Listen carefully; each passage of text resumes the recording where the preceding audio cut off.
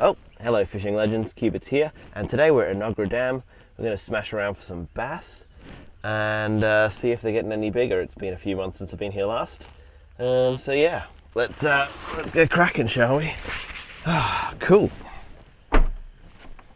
Oh, whoops. Yeah, all right, let's go.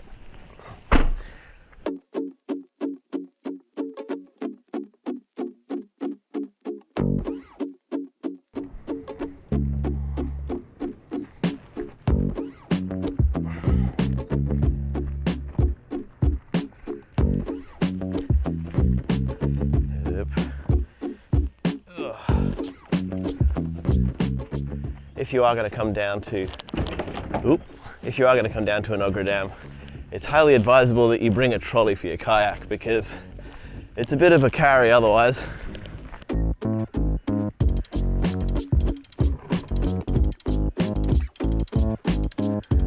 Running close. Water levels down a bit.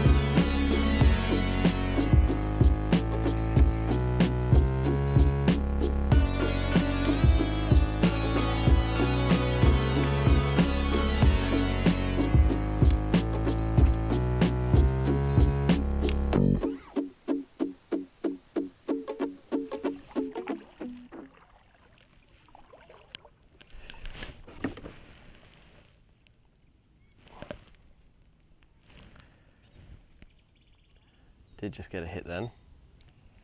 Should we go back for it? Should probably go back for it.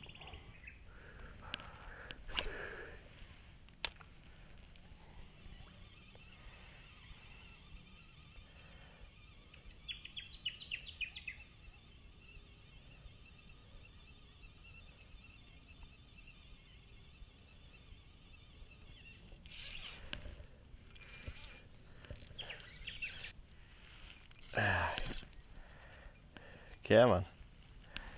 He's got a little fight in him, doesn't he?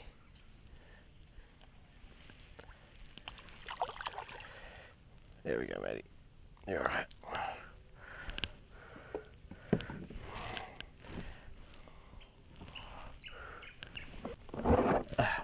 Shall we see how big this guy goes?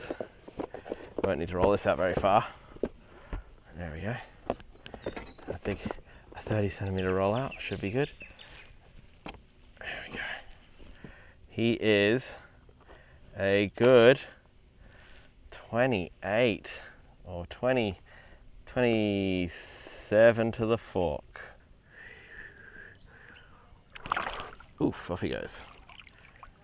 The big difference between a GoPro and even a cheap camera or your mobile phone is that GoPros have a fixed focus, which means for them to take pictures of anything in focus, everything has to be in focus. So that's why when you notice when you're rolling video of GoPro, not only are you in focus, everything in the background is in focus. And that's a problem if you want to sort of soften up the background and get that sort of that blurry, like, you know, camera look.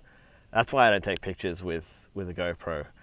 Whereas even a cheap camera like the Nikon one here has proper focusing in it. So while that means that occasionally it could take an out of focus photo if you screw it up, when it has its subject in focus, it can give you that nice subject separation. So I'm currently running a little 10mm pancake lens on a cheap $150 camera from 2012, and it will take more pleasing pictures than the latest GoPro, just for that simple fact that a GoPro doesn't have to focus. So that's not a knock against GoPro. I mean, when it comes to rugged cameras, they are the man, they are number one. But if we, for instance, so if I swap over to the Nikon one like this, as you can see, I'm now in focus and the background is softened up a little bit more.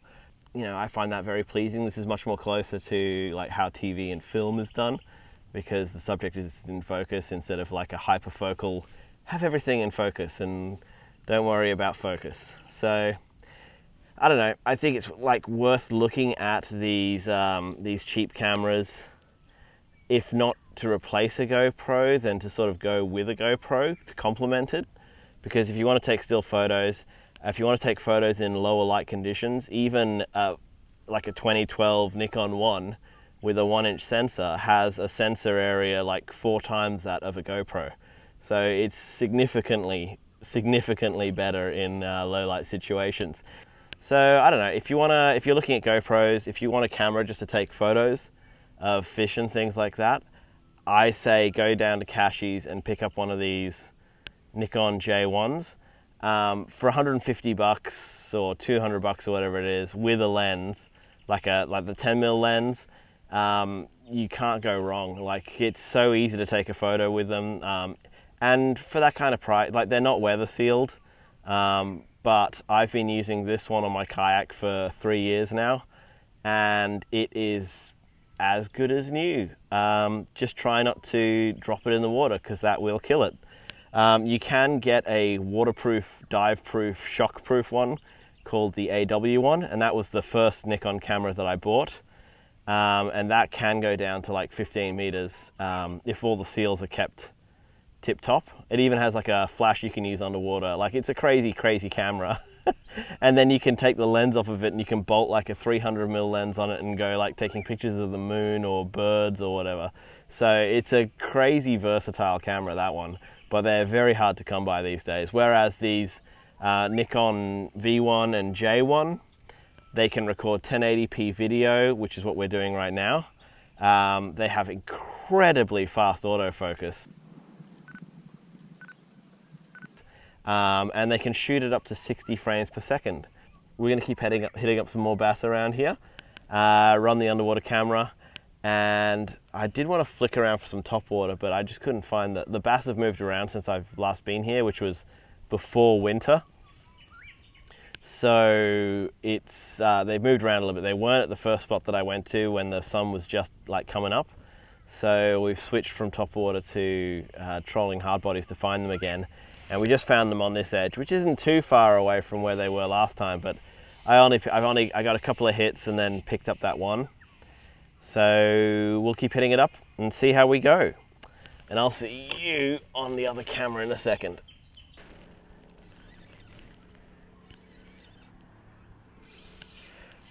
Got him.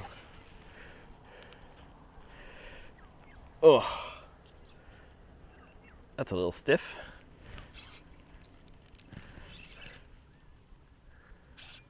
Has he got me wrapped up?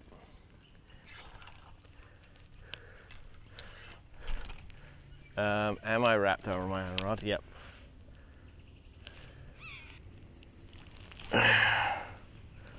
See if we can get right down onto him.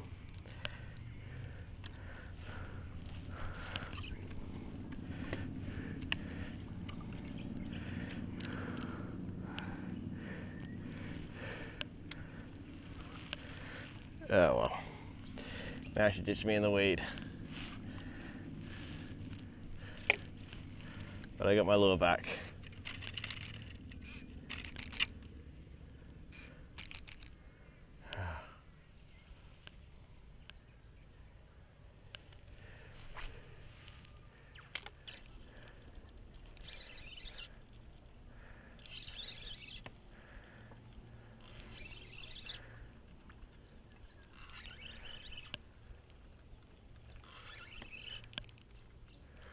Come on.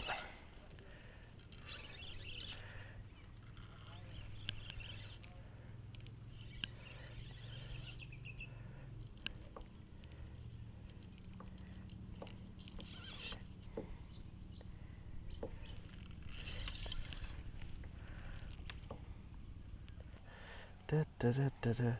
1, 2. There we go. Righty, righty.